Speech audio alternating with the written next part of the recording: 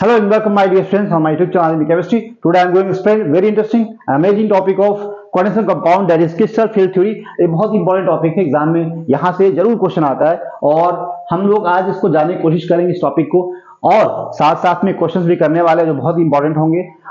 यहाँ पे crystal field theory क्या है? एक्चुअली वैलेंस बॉन्ड थ्योरी जो आई थी इससे पहले, जिसमें बताया गया है कि जो मेटल और लिगैंड के बीच का जो बॉन्ड है वो शेयरिंग से बॉन्ड बनता है, मेटल लिगैंड के ऑर्बिटल्स ओवरलैप होते हैं और यहाँ पे कोऑर्डिनेट बॉन्ड का फॉर्मेशन होता है। लेकिन यहाँ पे अगर बॉन्डिंग का जो नेचर की बात करते हैं तो उससे बहुत सारी एक्सप्लेनेशन नहीं मिल पाता है वैलेंस बॉन्ड थ्योरी से। लेकिन यहाँ जो क्रिस्टल फील्ड थ्योरी आती है इसमें जो बताया कि जो मेटल और लिगैंड के बीच का जो बॉन्ड का नेचर है वो प्योरली इलेक्ट्रोस्टैटिक है, आयनिक इंटरैक्शन है। मेटल को माना गया जब पॉइंट चार्ज, लिगैंड को माना गया जब नेगेटिव चार्ज, और इनके बीच का जो इंटरैक्शन है प्योरली इलेक्ट्रोस्टैटिक टाइप का है। और यहाँ पे कहीं भी मेटल और लिगैंड के बीच में कोई भी ओवरलैपिंग नहीं है, ऑर्बिटल्स ओवरलैपिंग नहीं है, किसी तरह का शेयरिंग ऑफ इलेक्ट्रॉन्स नहीं है। तो यहाँ पे प्योरली इलेक्ट्रोस्टैटिक इंटरैक्शन है in between metal and ligand. Okay, तो यहाँ पे पॉइंट वन वही बात सारी है।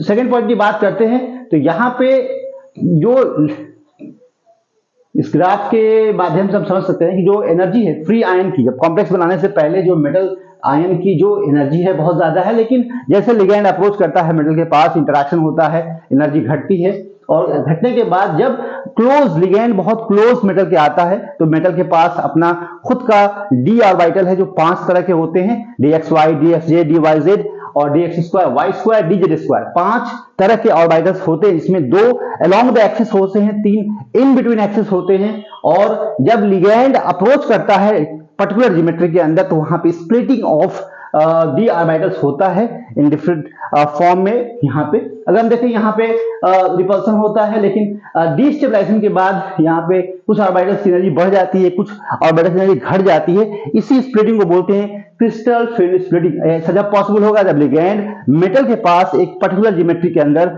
अप्रोच करेगा, जिसकी वजह से स्प्लिटिंग होती है। तो स्प्लिटिंग का कारण की बात करें, अगर स्प्लिटिंग का कारण क्या है भाई, देखिए थोड़ा समझिए। ले मेटल है, metal as a point charge, अगर इसको हम देखा जाए तो यहां पे अगर हम बात करते हैं कि मेटल के पास प्लस चार्ज है, पॉइंट चार्ज है, और यहां पे लिगैंड के पास आपका नेगेटिव चार्ज है। जब लिगैंड अप्रोच करेगा मेटल के पास तो यहां पे डिफरेंट ज्योमेट्री के अंदर तो यहां पे होगा क्या कि जो मेटल के पास डी ऑर्बिटल है, डी ऑर्बिटल कितने टाइप के होते हैं? 5 टाइप के होते हैं। यहाँ पे इसको हम बोलते हैं अलोंग द एक्सिस नहीं है, इन बिटवीन एक्सिस है, जिसको बोलते हैं dxy, dxz और dyz।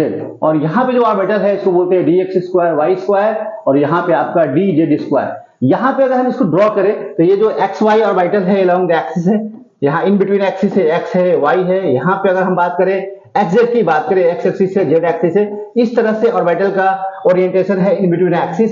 यहाँ पे y एक्सिस मान ले, z एक्सिस मान ले, तो यहाँ पे जो ऑर्बिटल का ओरिएंटेशन अलोंग द एक्सिस नहीं है, इन बिटवीन एक्सिस है। लेकिन यहाँ पे जो dx2, y2 है, dz2 है, यहाँ पे ऑर्बिटल का जो ओरिएंटेशन है अलोंग द एक्सिस होने की वजह से, यहाँ dz2 की बात करें तो यहाँ पे बहुत ऑर्बिटल ओरिएंटेड इन z एक्सिस, z डायरेक्शन। तो यहाँ पे 2 तरह के ऑर्बिटल्स हैं, along the axis, in between axis. और यहाँ पे जब भी लिगैंड का अप्रोच होता है, अगर ऑक्टाहेड्रल ज्योमेट्री के अंदर लिगैंड अप्रोच करता है टुवर्ड द मेटल, तो यहाँ पे जो मेटल के पास जो डी ऑर्बिटल्स है, उनके जो डी ऑर्बिटल्स लिगैंड के ऑर्बिटल के साथ इंटरैक्शन होता है और रिपल्सन होने की वजह से कुछ ऑर्बिटल की एनर्जी बढ़ेगी और कुछ ऑर्बिटल की एनर्जी घटेगी। तो अगर हम इसको डिटेल में देखें तो अगर हम कहते हैं कि मेटल के पास डी ऑर्बिटल है, जैसे यहाँ पे अगर ऑक्टाहेड्रल ज्योमेट्री में अंदर आता है, यहाँ पे आपका मेटल है और लिगैंड इस तरह से, तो यहाँ पे आपको देख सकते हैं, यहाँ पे जेड एक्सिस है और यहाँ पे आपका एक्स एक्सिस है और यहाँ पे आपका वाई एक्सिस है। तो यहाँ पे जब भी लिगैंड का अप्रोच यहाँ से होगा along the z axis, x axis और y एक्सिस से जब लिगैंड अप्रोच करेगा तो यहाँ पे जो ऑर्बिटल है dx2, y2 और dz2, इनकी एनर्जी बढ़ जाएगी। और जो dxy है, dxz है और dyz है, इनकी एनर्जी घटेगी, क्योंकि यहाँ पे कॉर्नर की तरफ ओरिएंटेशन होगा इन ऑर्बिटल्स की। लेकिन यहाँ पे जो है एक्सिस के अलोंग ओरिएंटेशन होगा तो लिगेंड उसी एक्सिस से आ रहा है, जिसकी वजह से एनर्जी इन ऑर्बिटल्स की एनर्जी बढ़ेगी, इनकी घटेगी।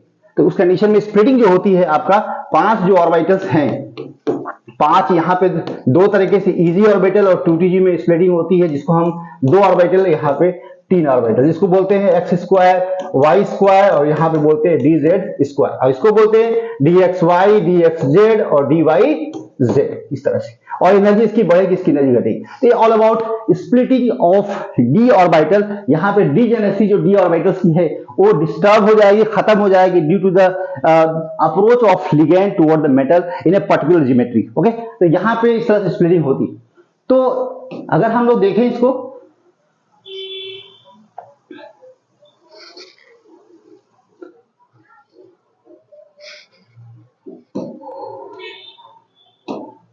चलिए हम लोग आगे बढ़ते हैं। तो हम लोग नेक्स्ट क्या था भाई, चलिए यहां पे हम लोग आगे बढ़ते हैं।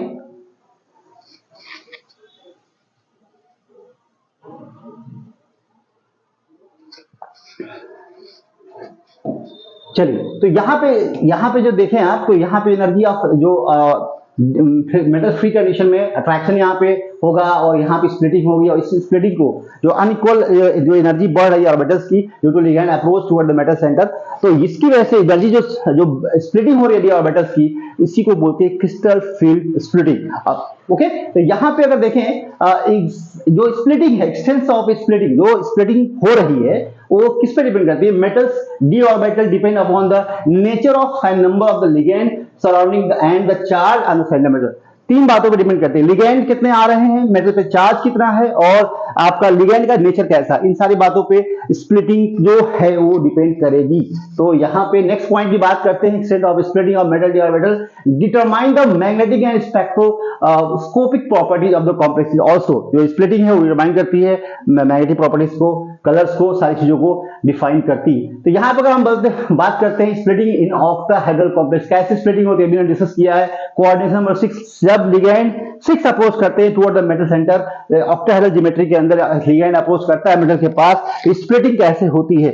स्प्लिटिंग का मतलब है कि यहाँ पे जो D X square Y square orbital होंगे, जो अलोंग द एक्सिस होगी, उनकी एनर्जी बढ़ेगी, और जो इन बिटवीन एक्सिस है, कॉर्नर से लिगेंड का अप्रोच हो रहा है जो, उनकी एनर्जी घटेगी।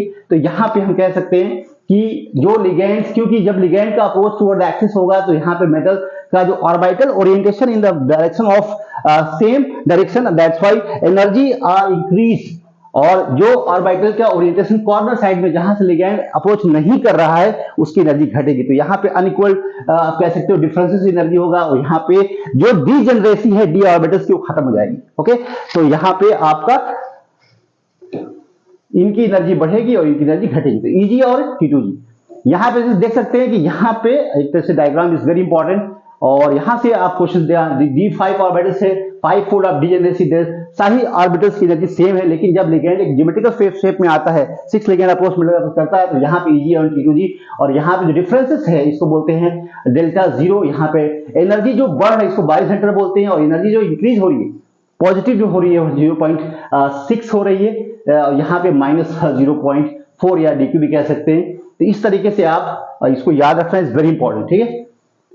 अगर हम बात करते हैं स्प्लिटिंग इन टेट्राहेड्रल कॉम्प्लेक्सेस में, तो यहाँ नंबर ऑफ लिगेंड 4 होंगे, और स्प्लिटिंग जस्ट रिवर्स होगी, क्योंकि यहाँ पे अगर हम देखें तो मेटल के पास जो लिगेंड का अप्रोच हो रहा है कॉर्नर से हो रहा है, और कॉर्नर से होगा तो कॉर्नर की तरफ जो लिगेंड का यहाँ पे लिगेंड जब अप्रोच करते हैं मेटल के पास, तो वहां पे DXY, DXJ, DYZ ऑर्बिटल्स हैं, उनके साथ डायरेक्ट इंटरेक्शन हो रहा है, उसकी एनर्जी बढ़ेगी, और DX square Y square DZ square energy घटेगी, क्योंकि उसके साथ कोई किसी तरह का इंटरेक्शन नहीं है। तो रिवर्स स्प्लिटिंग होगी जी ऑक्टाहेड्रल से टेट्राहेड्रल के अंदर। तो यहाँ पे आप कह सकते हो कि एनर्जी जो होगी, जो इन बिटवीन एक्सिस होंगे उनकी एनर्जी बढ़ जाएगी, और जो एक्सिस पे होंगे ऑर्बिटल्स उनकी एनर्जी घटेगी। तो यहाँ पे रिवर्स स्प्लिटिंग होगी, और स्प्लिटिंग जो है हमेशा नंबर ऑफ लिगेंड पे डिपेंड करती है। नंबर ऑफ लिगेंड यहाँ पे कम है as compare to octahedral complexes, और इसलिए यहाँ पे एनर्जी आपका 4DQ 0.04 या -6DQ या 0.6 यहाँ आप कह सकते हैं। तो इस तरह से आपको याद रखना है इसको।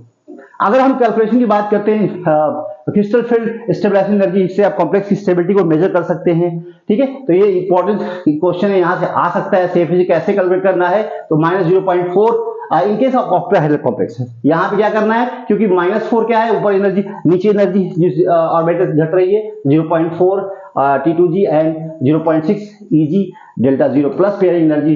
ओके, तो यहाँ पे देखो n क्या है, n T2g number of electrons in the T2g orbitals, यहाँ पे number of electron in Eg orbitals, delta G crystal field splitting energy. Okay, तो ये सारे formula is very important, note कर लीजिए आप इसको, यहाँ से आपकी प्रॉब्लम सॉल्व होगी। ठीक है, चलिए तो यहाँ पे हम बात करते हैं फैक्टर अफेक्टिंग स्प्लिटिंग एनर्जी। कौन कौन से ऐसे फैक्टर है जो स्प्लिटिंग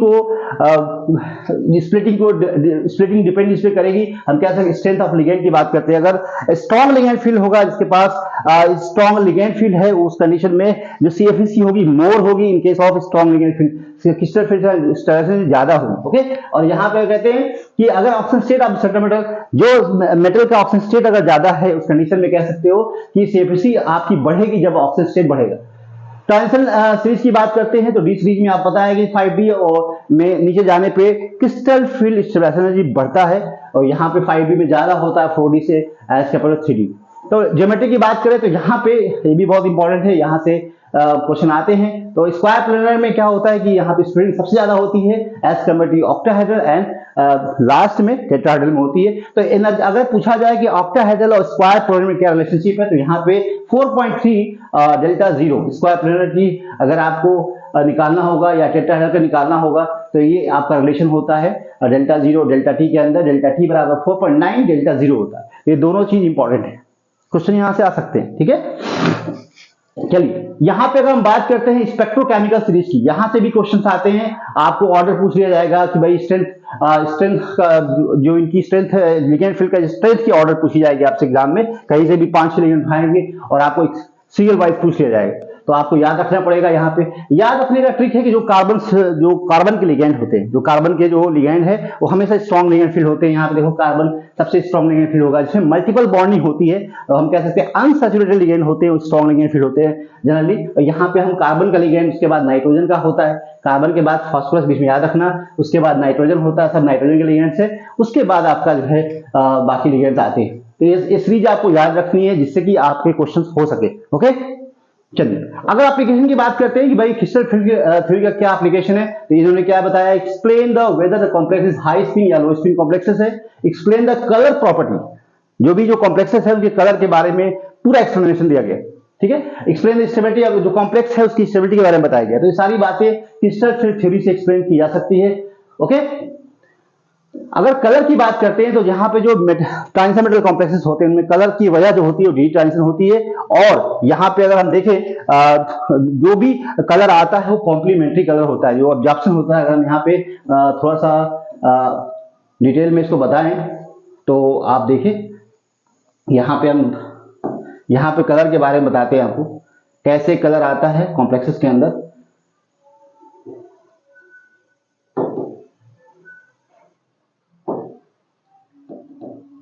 चलिए यहाँ देखिए, अगर हम बात करते हैं यहाँ पे अगर कलर की हम बात करें तो डी ऑर्बिटल की स्प्लिटिंग होती है, यहाँ पे 5 डी ऑर्बिटल से, यहाँ पे 3 और 5, और यहाँ पे जो स्प्लिटिंग होती है इसको बोलते हैं आपके 2 ऑक्टाहेड्रल की बात करते हैं। ऑक्टाहेड्रल ये आपका Eg है और ये आपका T2g, और यहाँ एनर्जी गैप है डेल्टा 0। और जब भी इलेक्ट्रॉन यहाँ पे होगा अनपेयर्ड कंडीशन में, यहाँ इलेक्ट्रॉन होगा, यहाँ इलेक्ट्रॉन होगा, इलेक्ट्रॉन एक्साइट होकर यहाँ चला जाएगा, और एक्साइट होने के बाद वापस इलेक्ट्रॉन आएगा तो अपना जो रेडिएशन रिलीज करेगा, उसके जो कलर एब्जॉर्ब हो रहा है, यहाँ पे जो भी कलर है विब्योर के अंदर जो भी कलर है उसका कॉम्प्लीमेंट्री कलर हमें दिखाई देता है, और कह सकते हैं कि एब्जॉर्ब जो कलर हो रहा है उसका जस्ट कॉम्प्लीमेंट्री कलर आपको दिखाई देगा कलर में। तो ये जो कलर की वजह जो बन रही है वो ट्रांजिशन है, डी ट्रांजिशन है। यहाँ कह सकते हैं डी ऑर्बिटल, और यहाँ से इलेक्ट्रॉन यहाँ जाके एक्साइटेशन होता है after absorbing the light from visible region. Okay, तो इस तरीके से कलर आता है, इसको बोलते हैं डी ट्रांजिशन। तो ये सारी बातें इंपॉर्टेंट है, यहाँ आपको सारी बातें याद रखनी है। तो क्रिस्टल फील्ड थ्योरी क्या होती है,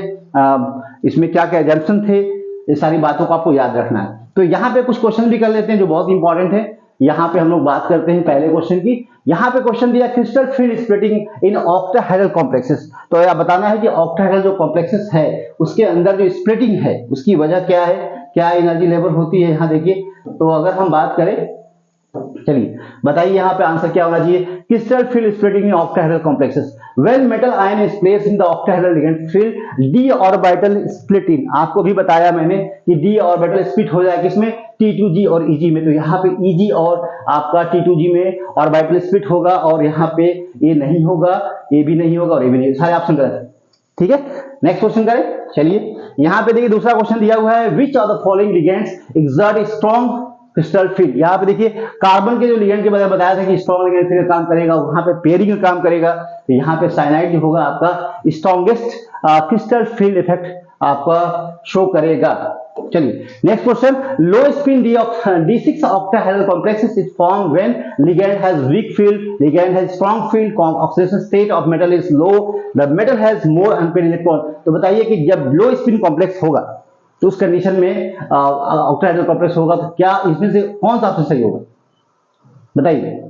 लो स्पिन कंडीशन कब होगी, जब लिगैंड हो आपका वीक लिगैंड फील होगा, लिगैंड स्ट्रॉन्ग नहीं हो सकता, ऑक्सीजन स्टेट ऑफ मेटल लो होना चाहिए और यहाँ पे metal has more unpaired electron, ऐसा नहीं है। Ligand has week ligand feel जब होगा उस कंडीशन में, सॉरी स्ट्रॉन्ग लिगैंड फील जब होगा तो लो स्पिन कॉम्प्लेक्स बनेगा।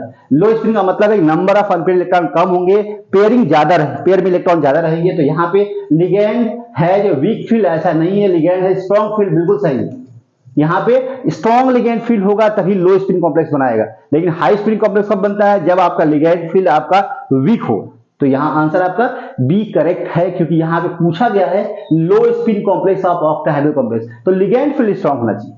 ठीक है, चलिए नेक्स्ट बात करते हैं यहाँ पे क्वेश्चन की। यहाँ पे क्वेश्चन दिया, विच statement is correct about spin state of D7 octahedral complexes. तो D7 की बात करें तो यहाँ पे आप देख सकते हो D7 की बात करते ही स्प्लिटिंग होगी ऑक्टाहेड्रल में, तो यहाँ पे आपको 2 और यहाँ पे आपको 3 मिलने वाला है और 1, और यहाँ पे कह रहा है कि D7 कॉम्प्लेक्स में आपका which statement is correct about the spin state 7 octahedral complex. तो strong ligand field lead to a low spin complex with 1 unpair. अगर स्ट्रॉन्ग लिगैंड फील्ड होता है उस कंडीशन में क्या होता है, पेयरिंग हो जाएगी और देखो यहाँ पे 2 2 4 2 6 और एक अनपेयर्ड इलेक्ट्रॉन बचेगा, क्योंकि यहाँ पे, तो यहाँ पे बात सही है, स्ट्रॉन्ग लिगैंड फील्ड अगर होता है उस कंडीशन में लो स्पिन कॉम्प्लेक्स बनेगा तो अनपेयर्ड एक ही इलेक्ट्रॉन बचेगा, यहाँ पे एक अनपेयर्ड इलेक्ट्रॉन बच रहा है।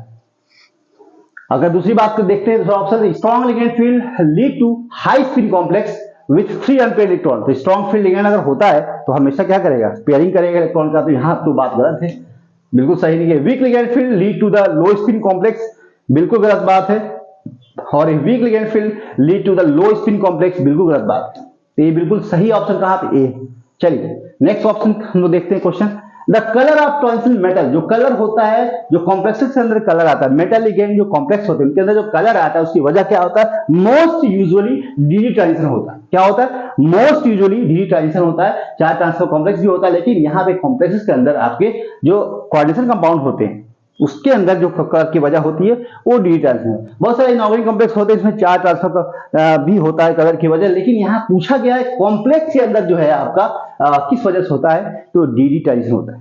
ठीक है, चलिए यहां पे हम बात करते हैं विच of the following represents the correct order of D orbital energy level in octahedral field. तो आपको बताना है ऑक्टाहेड्रल स्प्लिटिंग जब होती है उस कंडीशन में करेक्ट ऑर्डर ऑफ एनर्जी, सबसे ज्यादा एनर्जी किसकी होगी, जो एक्सिस पे ऑर्बिटल्स होंगे dx² y² और dz², और यहाँ पे इनकी कम होगी, तो ऑप्शन यहाँ पे सही है, बाकी कहीं भी ऑप्शन सही नहीं है। चलिए यहाँ पे नेक्स्ट क्वेश्चन करते हैं, if crystal field splitting energy in octahedral complex then tetrahedral में क्या होगा, क्या रिलेशन अभी बताया मैंने आपको, यहाँ पे 4.9 डेल्टा 0 होगा, यहाँ पे बाकी कहीं भी सही नहीं, अभी रिलेशन मैंने बताया आपको, तो आपको रिलेशन को याद रखना है। ओके, चलिए विच of the following correctly represents the spectrochemical series. आप बताइए, अभी बताया आपको कि कार्बन के लिगैंड सबसे स्ट्रॉन्ग होते हैं, यहाँ पे देखिए कार्बन है और यहाँ पे देख सकते हो कि आयोडीन पहले दे दिया है, यहाँ पे OH है और कार्बन को बाद में दिया है, गलत, कार्बन को जो है बाद में दे दिया है, गलत, और यहाँ पे साइनाइड, नाइट्रोजन, ऑक्सीजन, तो इसके लिगैंड का ऑर्डर सही है, क्योंकि